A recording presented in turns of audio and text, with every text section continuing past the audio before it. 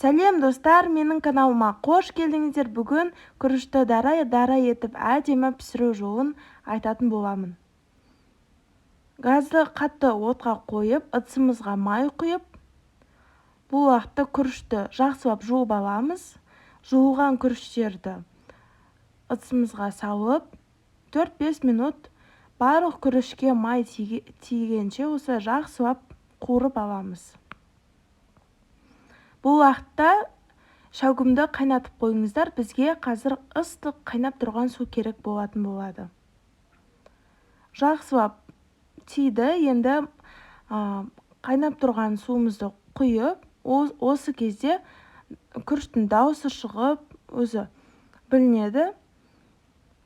Сонымен күріштен бір елі асып тұратын етіп су құйып, дәміне қарай кішкене тұз сеуіп, газдың астын жай қойып, 20 минутқа жай отқа бұқтырып қоямыз. Мінекей, дайын болды. Күрішіміз өте әдемі, дара болып піседі.